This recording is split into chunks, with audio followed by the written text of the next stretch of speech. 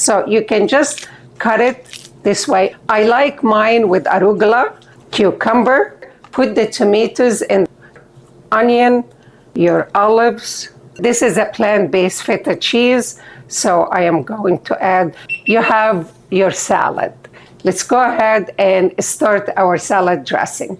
A hint of garlic, lemon, red wine vinegar, Dijon mustard, cracked pepper, salt, oregano, drizzle, salt my salad a little bit, add my dressing, and serve it.